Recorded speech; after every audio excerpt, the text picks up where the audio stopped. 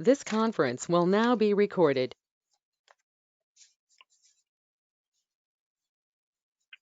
Okay, let's kick this off. Welcome everyone. My name, for those who don't know me personally, is Virginia Fiume, and I am the coordinator of Eumans. And tonight's meeting, as you have seen from the email and the messages and the social media channels, is an opportunity to talk a bit more about what Eumans aims to be, what we are doing. With some of you, we connected through different initiatives, and so we thought that tonight could be a good opportunity to discuss together what we are trying to achieve, which is a movement of European citizens who use participatory democracy as an instrument to make change happen in the European Union, how it could work, how it should work, and how it can benefit the life of European citizens ultimately. The way how the meeting is structured, we're going to have an introduction by Marco Cappato, who is the little man at the back of that room, who is the founder of Eumans, former MEP, and one of the most active non-violent leaders in Italy for civil rights. So Marco is going to walk us through the idea of Eumans and why we thought almost 1 year ago to start this project. And then we will have a round of table with the people on the call with you guys to understand what brought you here tonight, like what you understood from Eumans, what's the sense of, in your opinion, of what we're doing. And then in the second part of the call, I'm gonna share a bit more about the milestones and the steps that we did so far and the future perspective, so that we can have a second round of table on more concrete foundations. So I will leave the floor to Marco Cappato to kick us off, and then we move forward. Thank you, Virginia. Hello to everybody. I'm trying to zoom my image, but no, I'm not able to do that. No, just a very quick welcome, because I think that the spirit that Virginia was proposing in convening this meeting is also the spirit of listening. What are the perception is about Eumans on one side, and what you consider as a urgent tool and way to realize initiative at the European level. So for me, it's important only to point out the reason why we decided to create this project, the project of a pan-European movement of civic initiative or of civic participation. If I can use, I can summarize in this way. On one side, I'm convinced that electoral democracy, being mainly a national business, is becoming lesser and lesser able to cope with the main political problems of our age, going from climate change to pandemic preventions, migration policies. Unfortunately, the national governments are in a way forced to run after a short-term consensus, which is preventing them of providing long-term solutions. On the other side, I think also that civic movements are suffering in a way the distance from institutions. So that it's very difficult for civic, it's very easy for civic movement to mobilize people around a goal like fighting climate change or animal welfare or I mean, you can name many, or migration, or digital right, and so on. So these movements are very good, quick, to provide proposals and mobilization around a specific topic, but what is missing very often is the connection with institutions, and in particular with the institution at the transnational level. So the idea that brought us to launch Human as a pan-European movement of civic participation is to unite citizens from all over Europe around some specific topics using the tools of civic participation. So in particular, European citizen initiatives, petitions, and so on, but also in perspective also strategic litigation in tribunals, or non-violent actions, or other initiatives like that. I think, and I stop it with this consideration, that the European Council that just ended a few days ago, it's in a way, it's a demonstration of the potentiality and the importance of decision taken at the pan-European level, because the amount of money and action that is stemming from this summit is huge, and no single country, no single government by itself would have been in a position of mobilizing such a huge amount of resources. At the same time,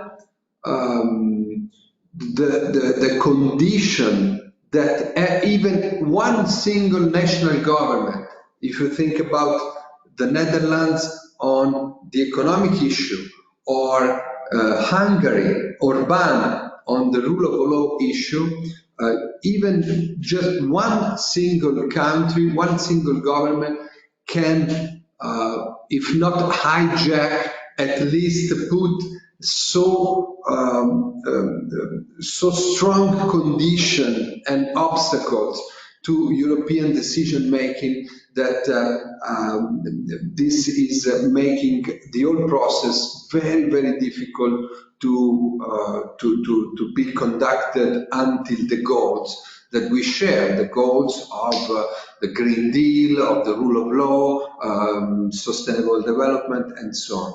So I think that what is really missing nowadays in Europe is the possibility for citizens from Italy, from Poland, from Portugal, from the Netherlands to work together using institutional tools to make proposals in order not to leave European decision only to governments, but also to have a civic mobilization, in a way creating what is missing nowadays, European citizenship.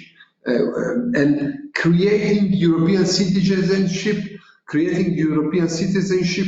through actions. I think this could be one of our mission, of our goal. But of course, it is more important to know, to understand now, what do you think is relevant for your action, and what do you think human could be useful for. Thank you very much.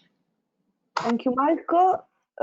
As I said, let's have a first, as Marco said, let's have a first round on the first question, which is exactly this. What brought you here, and why do you think something like a European citizens movement with clear political goals to a certain extent is needed? How it could function? Like your first thoughts on this, also based on what you know so far of what Eumans does. I see that there is with us Gerald Christian Hartges, and I'm very happy because he's working hard on the whole idea of the European Association Statute. And I think it will be also interesting to hear from him this, because of course when you organize a movement which is different from a political party, is different from an NGO, at a pan-European level, you also need to think in terms of how it could function. So I don't know if Gerald wants to kick us off, but the floor is open for everyone for a brief sharing of perspective. So maybe Gerald, do you want to start us?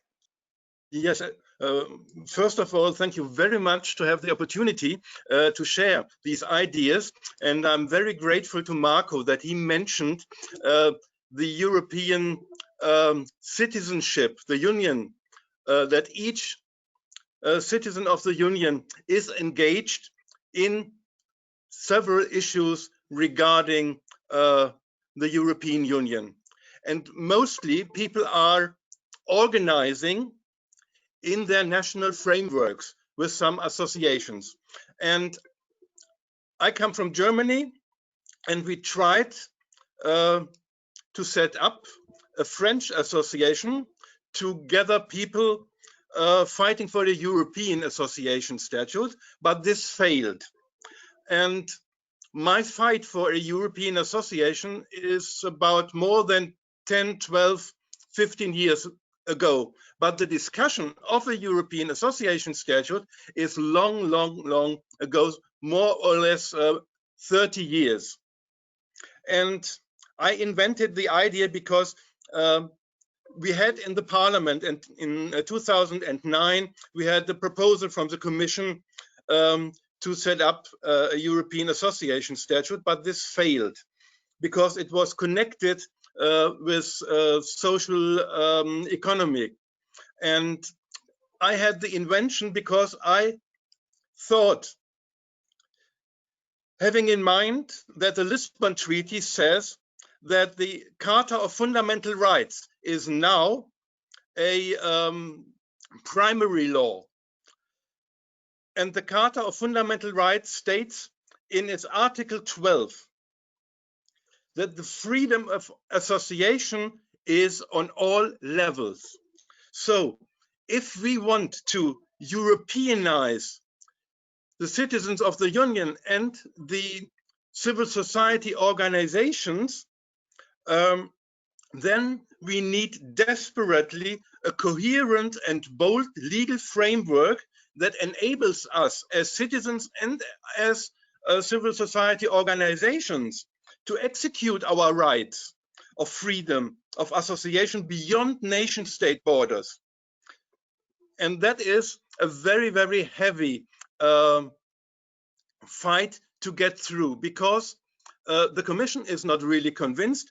I was in the last legislature of the Parliament from 2014 to 2019. I was really nearly 2 or 3 times a month in the European Parliament lobbying, and I did it only as one person, as a single person. So I had no civil society organization behind me. I paid everything from my own, because I'm convinced that if I take the citizenship really serious, so we must be allowed together to associate beyond nation states. So, and now we are so lucky, we have the vice president of the URI committee in the European Parliament, that is the German Green MEP, Dr. Sergei Lagodinsky. He is a lawyer, and that is very important to have a lawyer, to have somebody who is really fit in these regards, because we need to have the sources of the treaty. Where can we establish the European Association Statute? And let me make it short. What we need is, we need desperately pressure from single citizens and from European, from associations all over Europe to create the awareness that a European association statute is a necessity, because how can we connect each other and have a legal framework that is really strong enough, not only to have civic activities, but we need these important legal framework to lobbying in front of the European Parliament, to lobbying in front of the nation state government, to lobbying in front of the Commission. Therefore, we need a legal status as organizations on European level. And therefore, I need your help. Spread the word that it is a necessity to have these possibilities to create cross-border organizations. We are not only talking about European-wide organizations and associations, it is also the question of just an association, a Italian, a French, or a German, a Dutch, a Polish, a Czech association on special topics, but it has to be beyond the nation state. And therefore, we all need your support and the support of the European civil society, or I should say the society in Europe, because we do not have a really European civil society. We are going to create a European society by Europeanize the civil society in Europe. So that is a little but very important difference. So I make it short. That is just an impulse, and I hope that if there are questions, so I always stay to your service. Mail me, or Virginia has all the details. So please spread the word, and thank you. Thank you, Gerald. So if you want to speak, you can just, you guys, just drop your name in the chat so that we don't overlap with each other. So again, the question for this first session is, why do we feel there is the need for a pan-European citizens movement, and also a bit of what you understood of Eumans so far, and so why we are here, basically.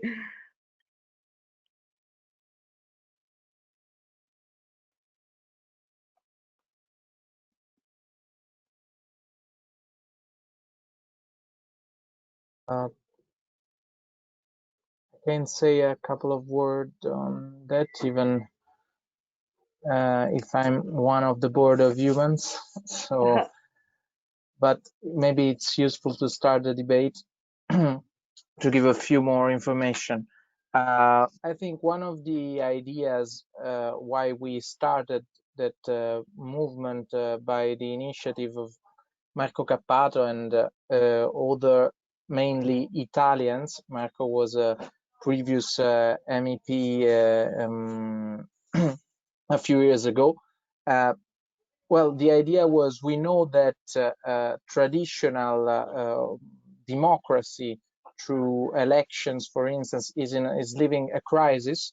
Less and less people are going to vote, and we know that since democracy is mainly organized at national level, we have national election and most of power is concentrated at national level. We need something different. We need to organize new ways of citizens' participation, new forms of democracy, both because sometimes we can address issues that are not in the agenda of the, let's say, of the power, but of a European institution through popular initiatives, and both because sometimes popular initiative can be a way to push forward proposals that are already in the agenda of European institutions. So this is the case, for instance, for regarding carbon pricing, and we have an ongoing initiative to have a European carbon pricing. It's called stopglobalwarming.eu, and also, for instance, an initiative on the rule of law. So to reinforce the monitoring and sanction system on breaches to the rule of law.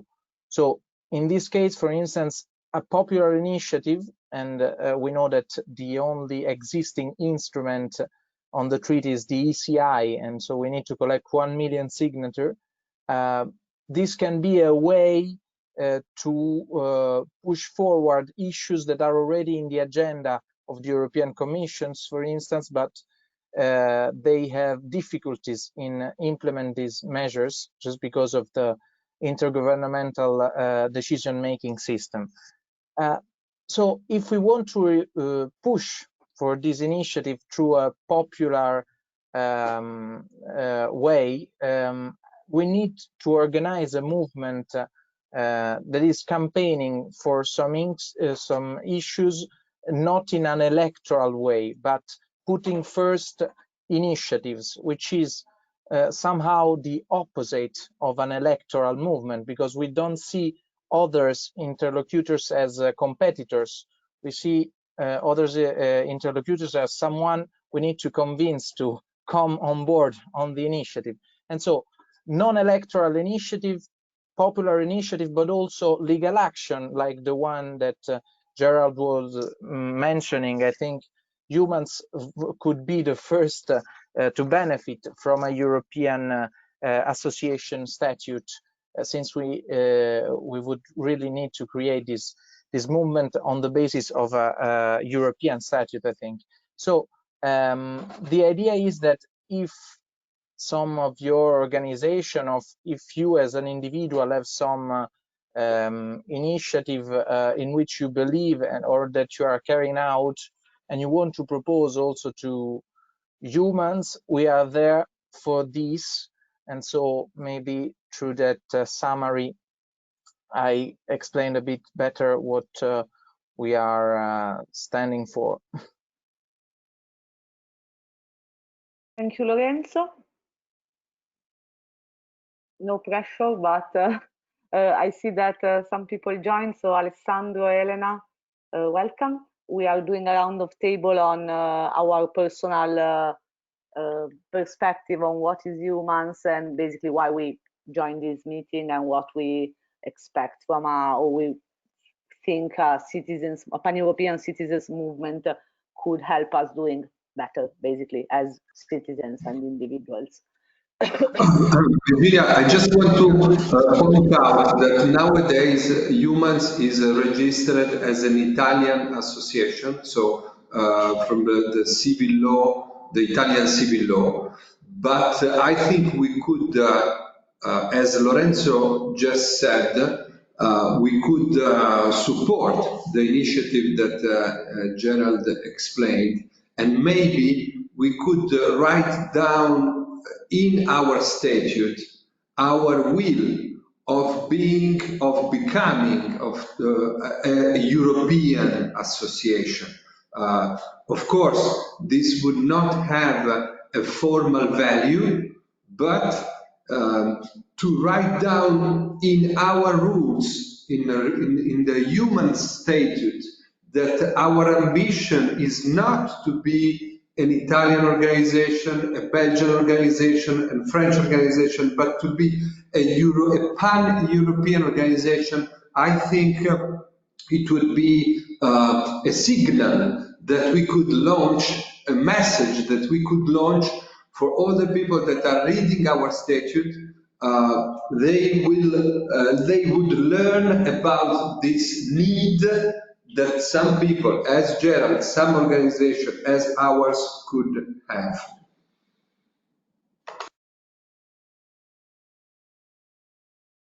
Agreed.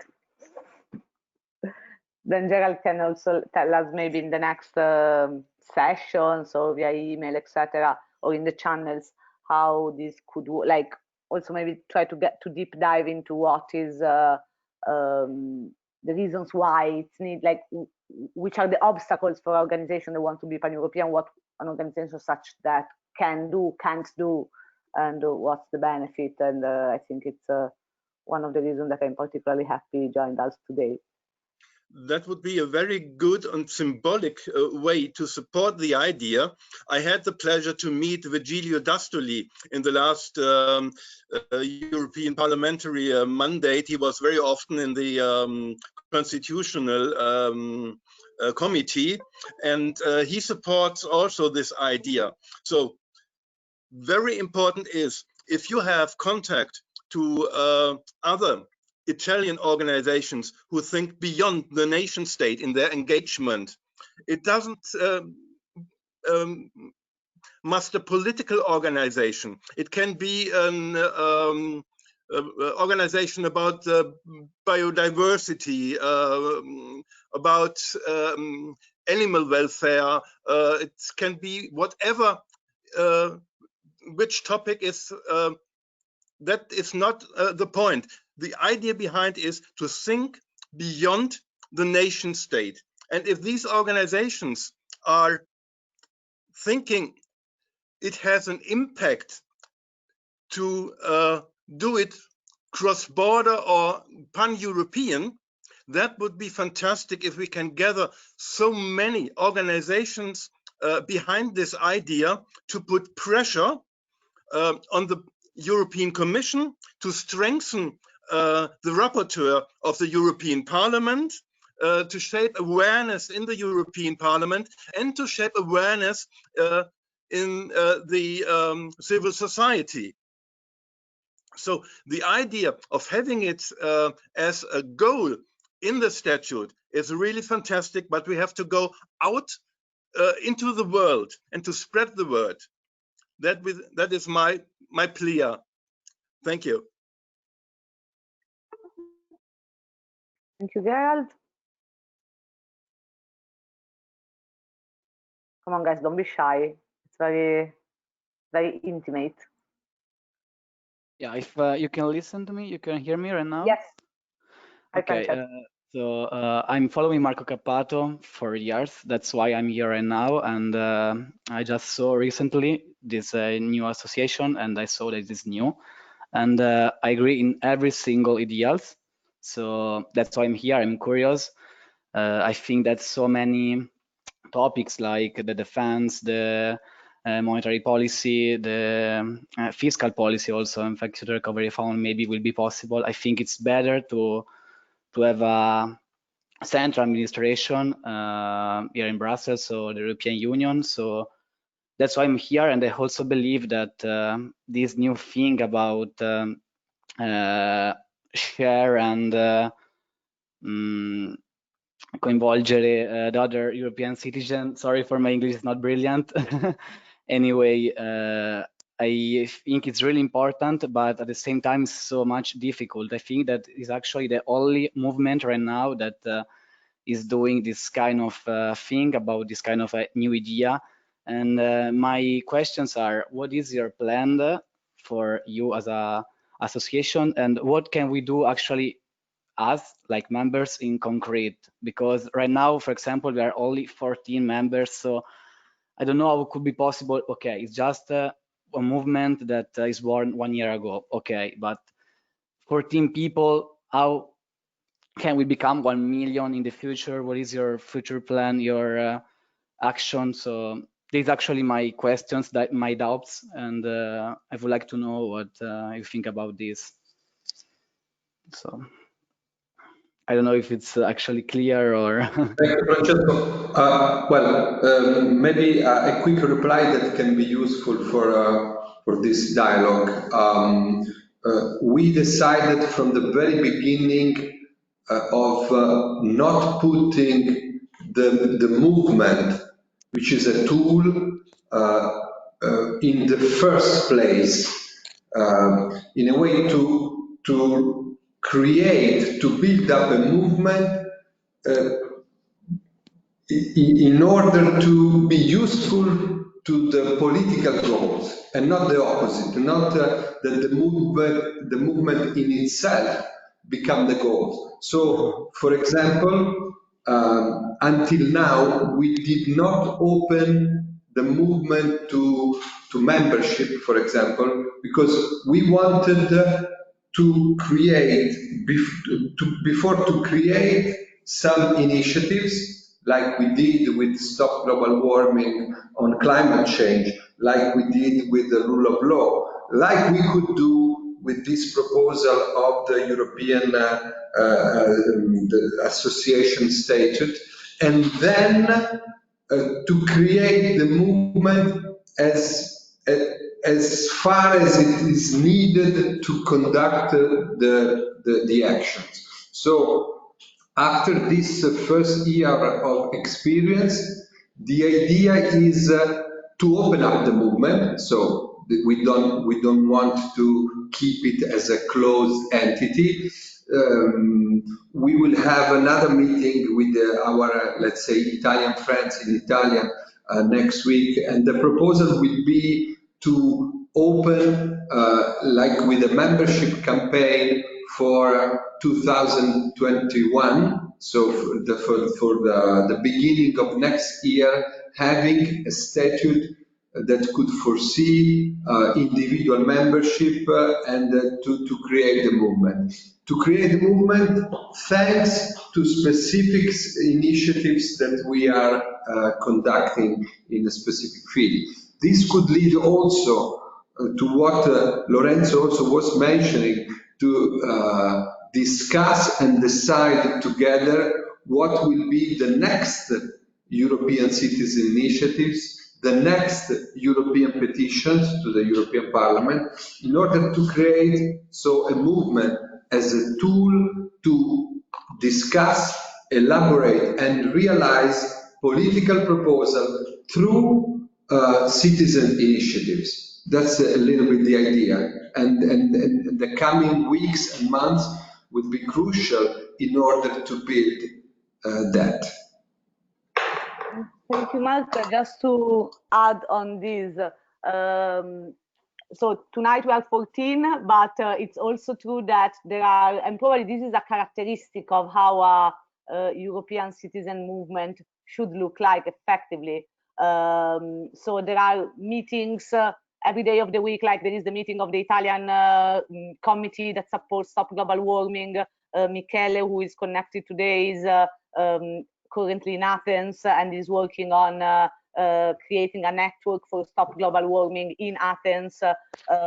We do have a community of registered activists that we prototyped in Italian. So on the website, people can register and interact and conceive the initiatives together, which has over 350 people registered.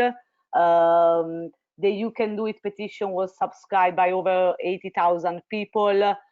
So the numbers of the meetings, I'm not saying, I mean, we should work to have more people, and I think there is an element of also involving others in this type of situations.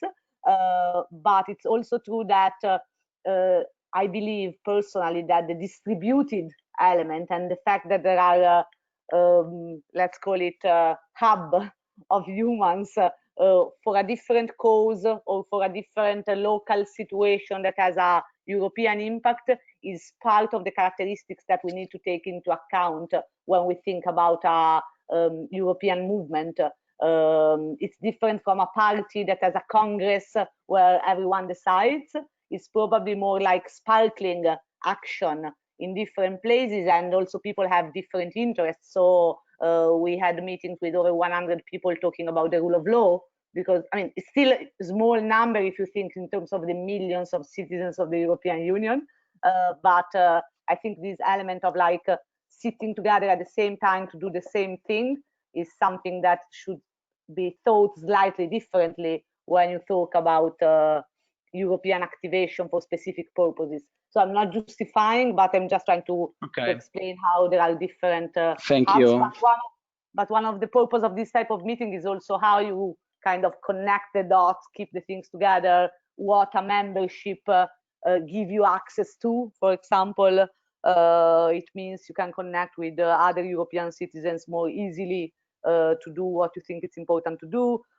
It's more about deciding the next European citizen initiative. Like all of these things are part of the reasoning that is not top down, but it's part of what that ends my question of what we need from a European citizens movement, like what would help us to be more effective in our dreams, basically, to make a better Europe. Thank you for the clarification. Just the last doubt, because now I understood what you want from your movement, and just the last question, actually. So you said that so far you don't want to have member, and I like your decision. Are you? What do you think about your movement and stuff? But what can we do in concrete, in practice? Me as I don't know, a normal European citizen that really really want to fight for this, this initiative from the European population, from everything we discussed before. It's like Gerald said, only spread the word. This is actually our goal right now, maybe to spread the word to friends, family, or there is something more in concrete that we can, more in practice that we can actually do, or Can I? So Gerald want to say something, and then I see Christian registered to talk. I would like maybe to ask to the people that are currently more engaged in the activities to maybe share also some of the stuff that they are doing. I don't know if Christian was one of the purpose of your speech, but I hope it is, and so we can also reply to Francesco. Gerald. Okay, thank you, Francesco, for your question. That is very, very important because let me draw an example of when I started. So I started 10 years ago, and I was member of the European Federalists. And they told me, no, that is not important, leave it so. And I was thinking about it, why is it not possible to join the UEF on the European level? I don't want to become a member of the German Europa Union, so the German section. And I left then the European Federalists, but this question was still in my mind. And so I started in the last period of the European Parliament session, writing letters. I was a single person fighting for. I started writing letters. I went, I've made phone calls. I went to the European Parliament, and the members of parliament told me, oh, that is a very interesting question, but you don't have any chance. No, we are talking about 30 years of this issue. You will not succeed. That was 5 years ago. And I have to say, I suffer since my 17th birthday from depression in between, and it was very hard, and so I couldn't work all the time long, but only in that times where I was really healthy. And so I managed to convince people, to convince some organizations, the Bundesnetzwerk, that is a networking organization of civil society organizations in Germany. And I convinced one MEP, Axel Voss in Germany. So he made questions to the European Commission in the Parliament. I wrote statements. And what is fine is now what never anybody expected for 5 years. We have now an official rapporteur in the European Parliament. There was a foundation called Mercator. They have millions of money supporting European issues. I asked them to give 300 euros because I had people from organizations to fund a meeting, a physical meeting in Berlin. And they said, well, that is very interesting, this idea. And 2 months later, they told me, but honestly spoken, you will not succeed. They are talking 30 years about this issue. So no, we don't give you 300 euros for a meeting. And the example is, if you are stubborn, if you really want, and sometimes being annoying to some members of parliament and asking them again and again and again and write and make phone calls and asking why they do not reply. So, and I talked to them also because I'm not a member of any party, but I was a little bit affiliated as a non-party member to a discussion club of the Greens on European issues. And there I tabled these ideas. I spoke to party members of the Conservatives, of the Greens, and the Greens were keen enough to put it on their electoral program in North Rhine-Westphalia, that is a part of Germany, a state under the federal level. And afterwards, it became in 2017 part of the electoral program of the federal Greens. And now we have a Green member in the parliament who is a rapporteur. So that means you can engage very much also as a single person, and you are 14 people. You have web seminars that I didn't have. So it is a fantastic possibility for you.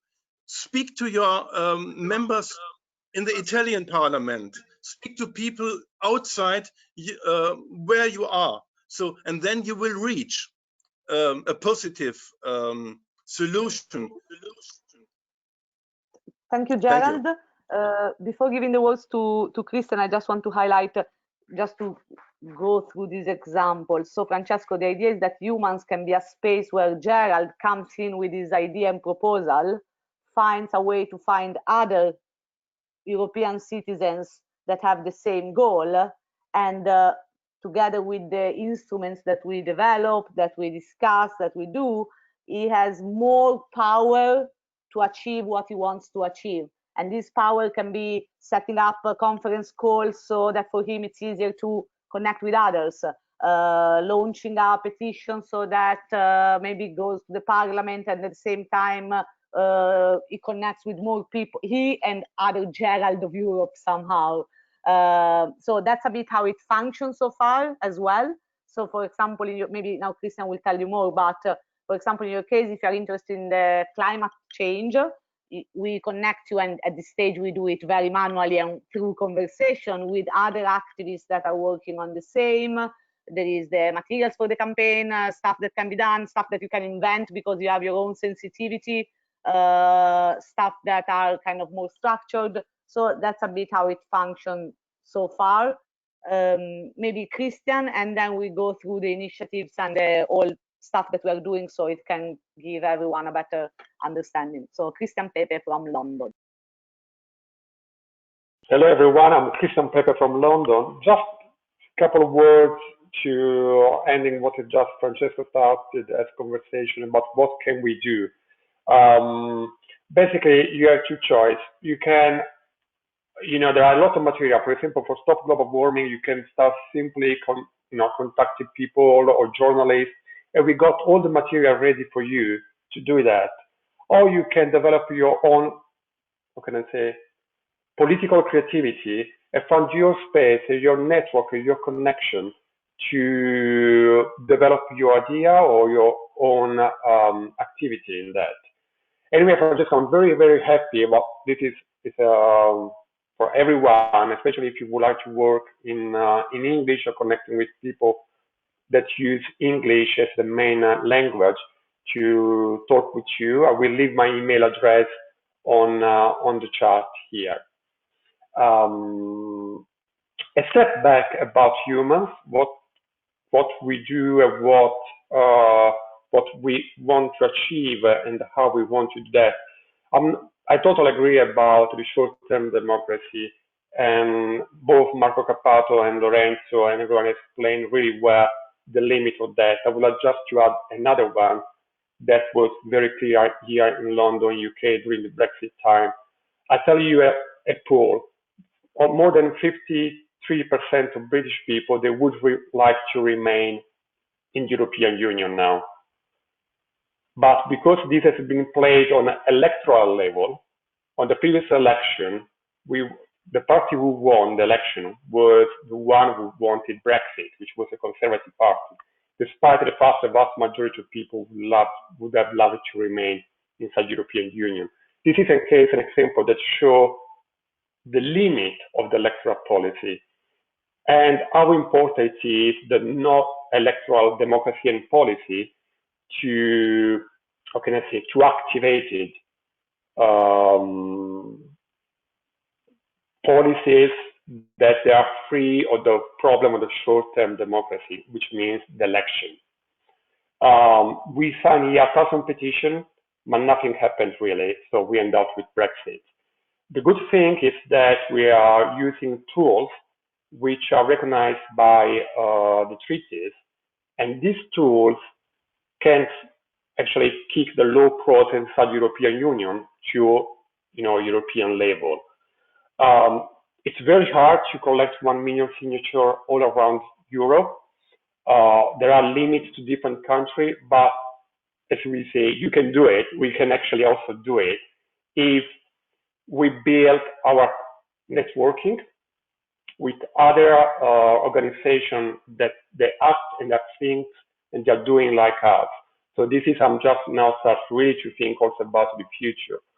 But most over is to involve people, the common people, neighbors, people at work, families.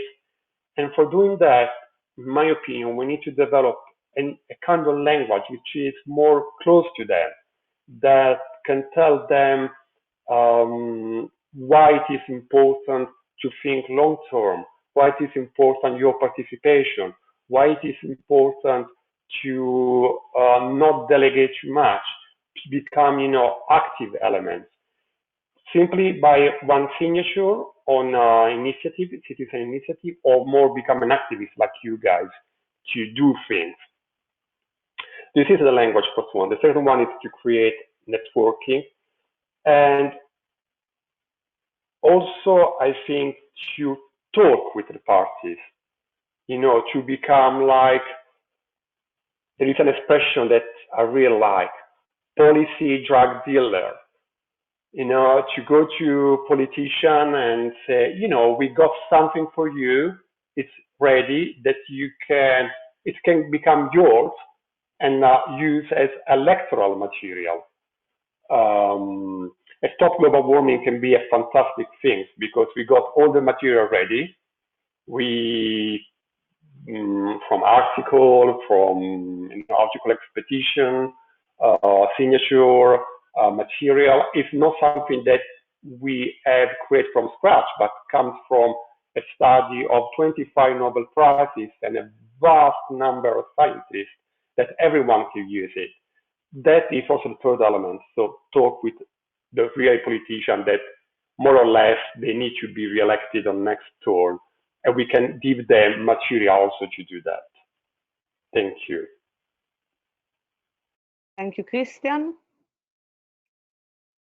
Okay, I prepared a very ugly presentation, but at least it can kind of help us to be on the same page and kind of get a sense of how we are proceeding, what we are doing. So I'm gonna share my screen.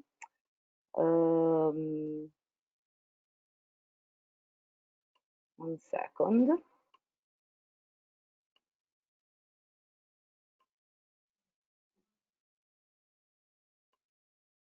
Okay. Okay, so we said that humans start from a sort of two poles. Like on one side we have the council, the European Council, which represents, the nation states on one side, therefore the national interest, and on the other side, these guys like Merkel, Macron, and so on are there because they represent also electoral consensus. So the decision that they made, which might be taken in good faith to a certain extent or with a good view, are often clashed with this type of interest. On the other side, we have, let's call it the great approach, which is, if we take the climate situation as a reference. So a great sparkle for the awareness of civil society and citizens in terms of knowing which are the issues that matter. But the problem is that often either the political proposal is ambitious but not framed as a as a policy, as something that can be hooked in the institution, but also, and this is the other weakness, not a critic, but a weakness that should be transformed, is that these proposals are often not hooked within the democratic process, meaning that an open letter by Greta might raise the attention of the media, might raise the attention of the people, but the question is how it really change the laws, and ultimately democracy is about having laws that are helpful for the life of people. So this kind of gap, as humans, we identified it in different areas of like big issues for European citizens. The biggest and probably, as we call it, or sometimes in our chat with some friends, is the rule of law, in my opinion, is kind of the mother of all issues that we should fight for, because from that everything else depends. So this is a picture of the demonstration that was in January in Warsaw, where the Polish judges called for the European community to support for the rule of law, and Marco was there. Another big issue that is not easy to tackle at a national level and at a European level is hostage of nation states, is everything around environment and sustainability. Then there is the big space of technology, digital rights, the role of the big players in the market that kind of manage our digital identities, whether we like it or not, but also the lack of investment in technological scenarios where the interest is the citizens and the people, and not either the business model or the control over people.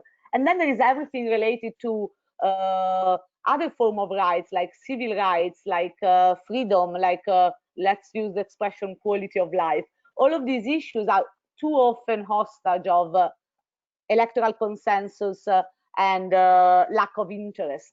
So when we come up with the idea of Eumans was to try to find ways to give citizens who care about these things the power to transform laws at a European level and at a local level to improve ultimately their own lives.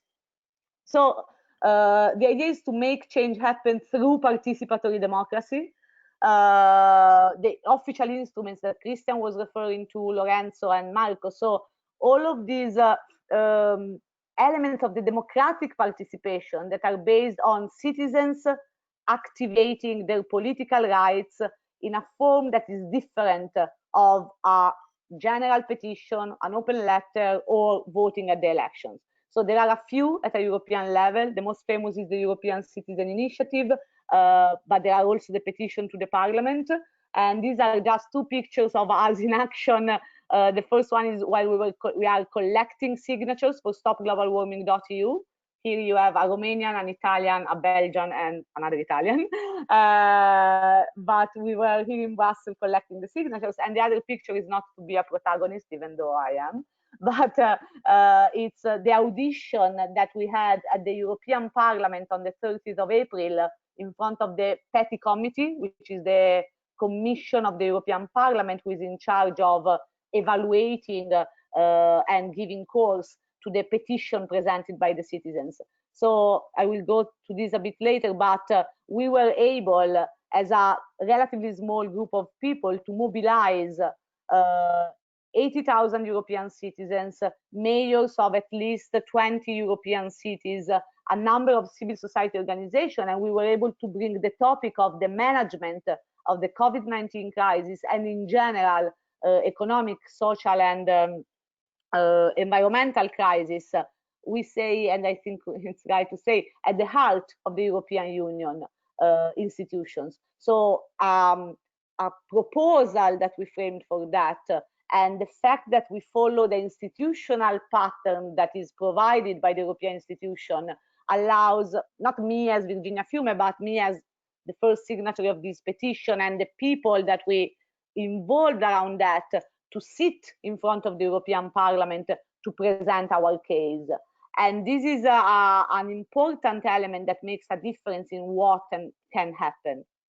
So among a lot of the activities that we launched in the past months, the four more European pillars are displayed here. So the first one is the European Citizen Initiative for the Respect of the Rule of Law in the European Union, which was technically launched by another organization, which is the European Movement, but as an organization, we gave our support, and we are giving our support to this.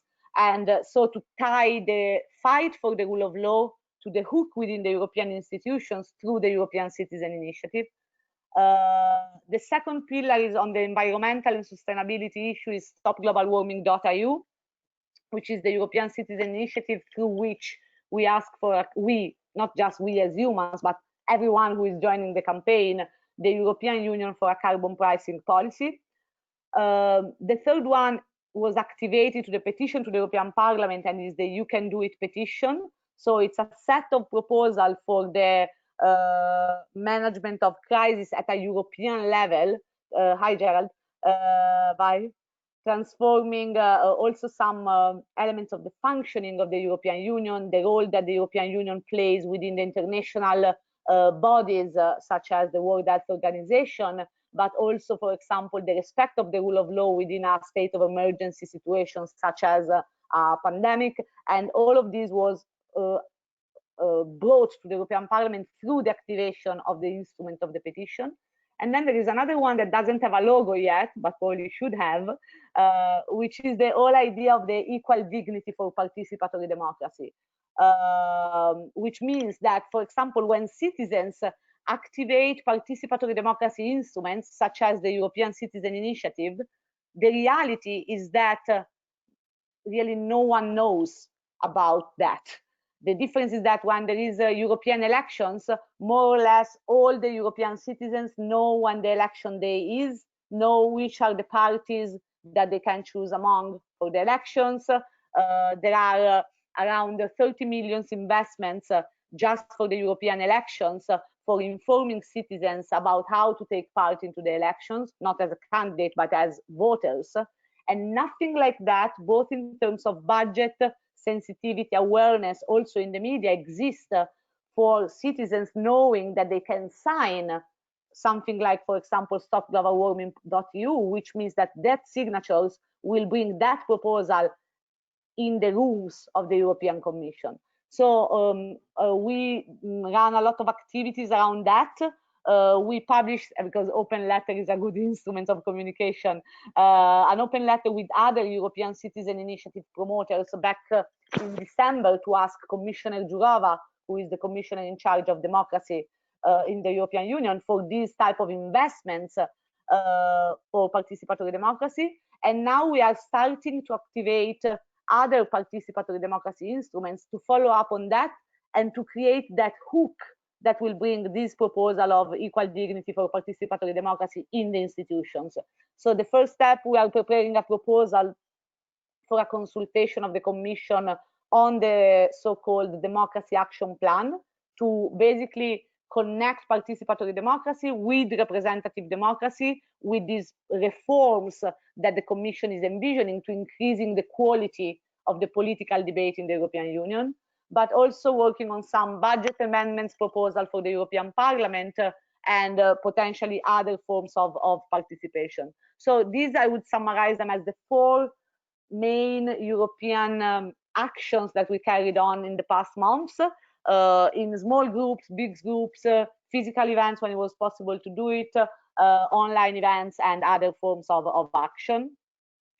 And then there is another activity that is crucial for the work of Eumans, which is the Council on Participatory Democracy.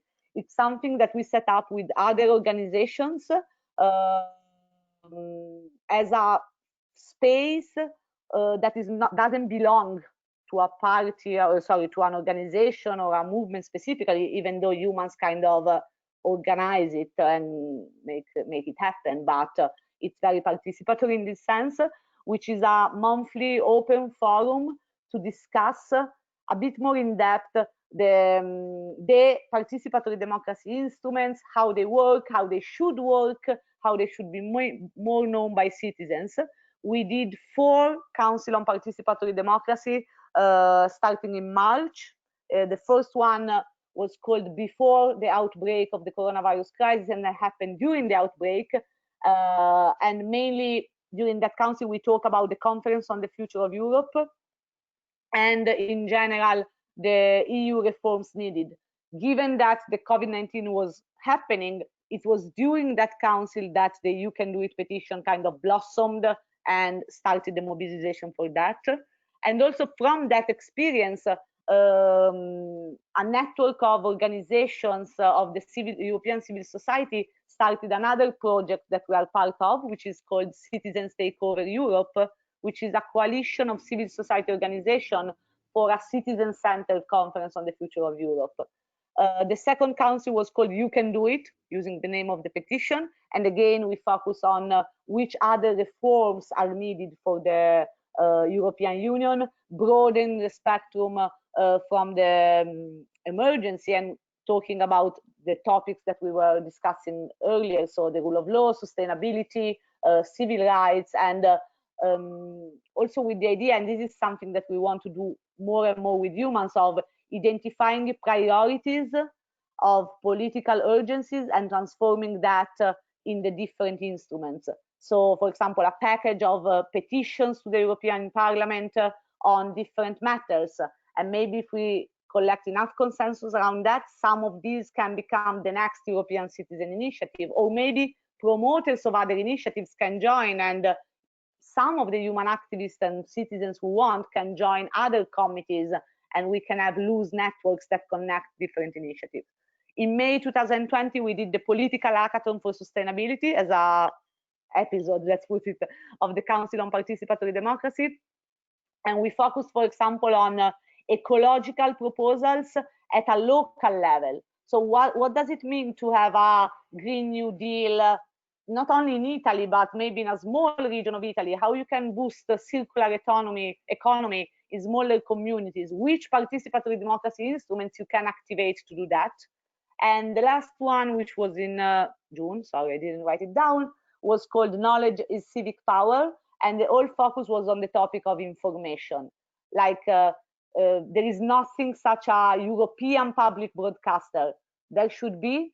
What national public broadcaster should do to inform citizens about the European public sphere, the European debate beyond the consensus electoral issues or the challenges between the Council, the nation states, the Commission, and what can be done to create a better civic participation in the European Union.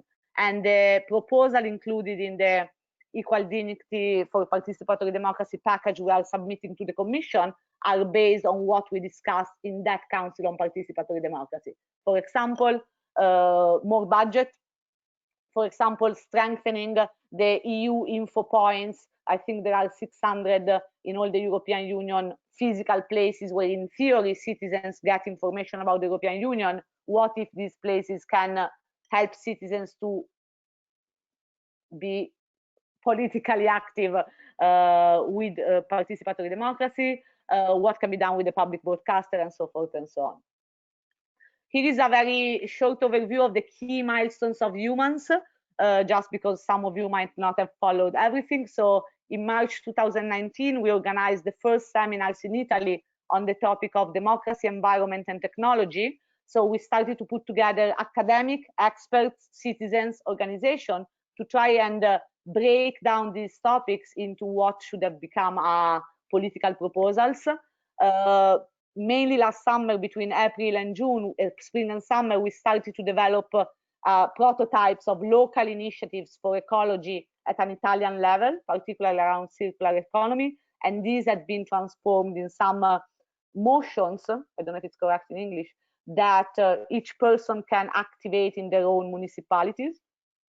There was the launch of the Rule of Law and Stop Global Warming European Citizen Initiatives. We organized a few seminars on the rule of law, again, combining academics, experts, activists. This is a bit the methodology that we use to keep thinking about this challenge and transforming them in the action that needs to be done.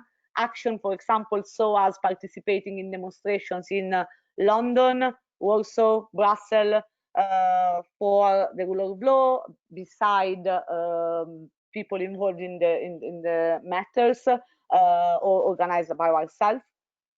In December 2019, we had the first Eumans event here in Brussels at the Social and Economical Committee, European Economic and Social Committee, Eumans 2020, How Citizens Can Change Europe, where we had we covered different topics and kind of pick up those who are to kind of bet for this year, and Stop Global Warming was probably one of that. The open letter to Commissioner Jourova that I mentioned, and the 4 key action and the Council on Participatory Democracy is what is happening right now, and this is what happened so far.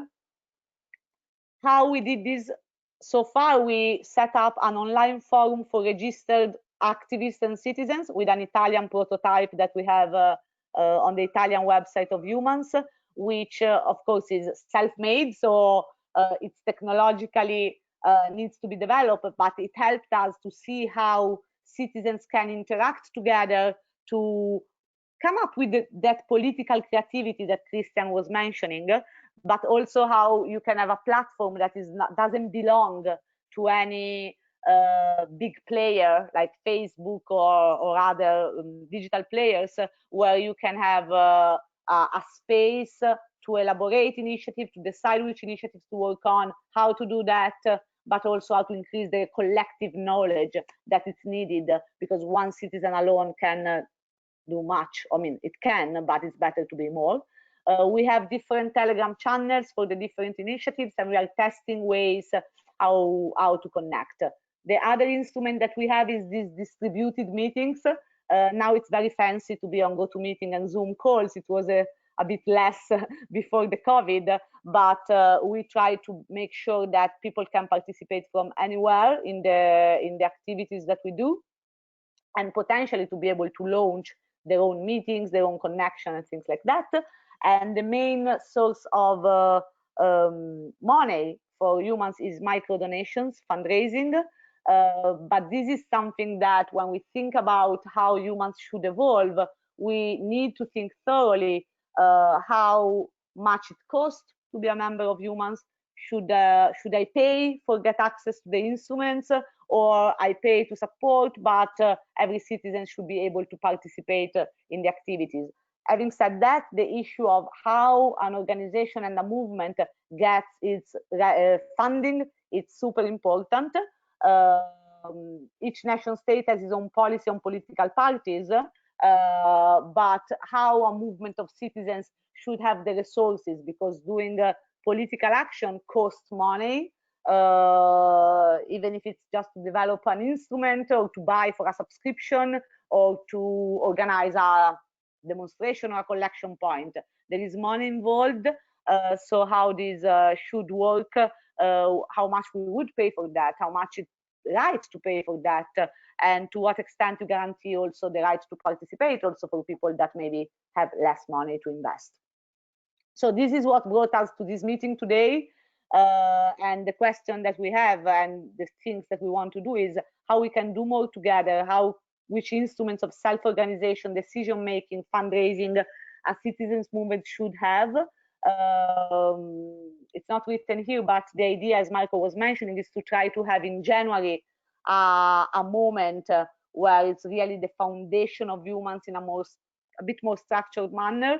So far, it's a learning by doing experience, which brought you here, people that are following us on YouTube in the next hours, and also people that are in the newsletters and mailing list.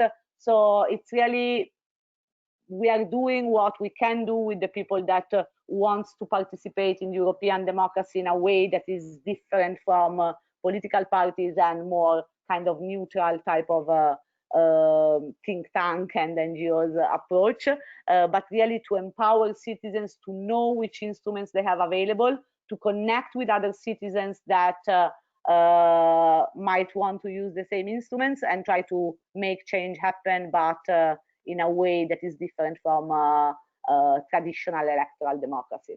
So I wanted to walk all of us through this because I think it's important to have a picture, and a lot of people don't follow all the meetings, and we are a bit maybe chaotic, even though I believe the nature of a citizens movement cannot be really like forced into boxes too much.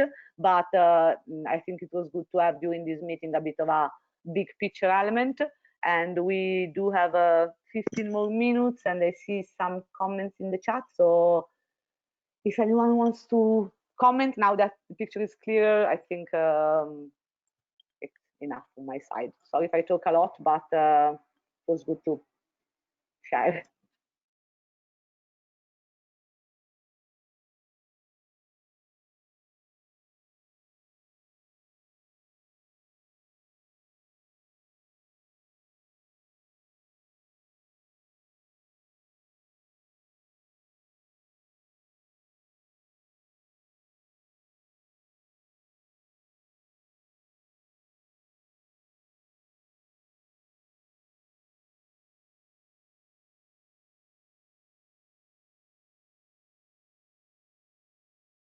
Silence game. I love it.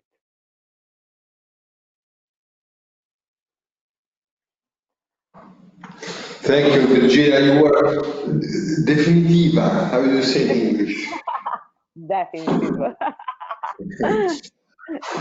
No, I mean, we don't, as Marco always say, we don't need to stay all the time of the meeting. So if we don't have nothing to say, we can also go out in the sun. No, I think that this presentation was very useful because I forgot some of the things that you mentioned, so it's good. I think we should even translate it for the Italian meeting next week in order to give an overview. As you already said, we have to discuss and decide also to some statute reforms. Roberto Mancuso is working with me on this. So I think, as I said before, it is the right time to open up the movement and to find the right way to make it live as a pan-European movement. And we are getting to this result through initiatives. So this is the important thing to mention. And of course, the initiatives that we have worked on during these months were more or less decided elsewhere. So we did not have, and we still not have, like an internal democratic process in order to select, prepare, select and decide which initiative carry on. And this is one of the things that we should build up. We should build a system of, well, we already have a system of discussion, which is the website, both the Italian and the English website. But what is one of the things that are missing is a mechanism of a decision-making process in order to decide which initiative to work on. So this is one of the things that should be built for the next weeks. Thank you. Thank you, Marco. And also, I mean, I forgot, I want to say that the presentation is not kind of, it doesn't include a lot of other stuff that we did. So I will try to enrich it and make sure that for the next meeting is all covered, but at least to get a sense of the methodology and the approach. Okay, so for those of you who usually join the meetings, you know how to follow us, but we will try to have other appointments like this in English, maybe also to elaborate on the political analysis to make it more like a starting of a shared discussion in English.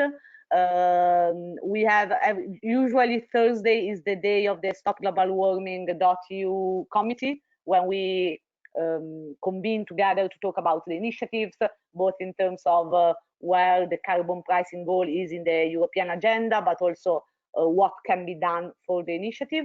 So today is a bit of a special one. For the Italians who want, on Tuesday at 8:30, there is a similar event to this one, but in Italian. we admit that the Italian group is more informed about the whole big picture, but it's another space for conversation if you want. I want to thank particularly the newcomers, so Francesco, Annie, who didn't speak, but I'm happy to see her. There was Elena from Romania and a couple of other people. And particularly for those of you who never attended a meeting before, or if you are following the registration on YouTube tomorrow, please feel free to send us feedback, ideas, and like help us to think this through and understand how it can make you make the change, basically. I think we can close for tonight. Thanks everyone for joining, and have a nice midsummer evening. Thank you all. Nice evening. Ora si registrerà la conferenza.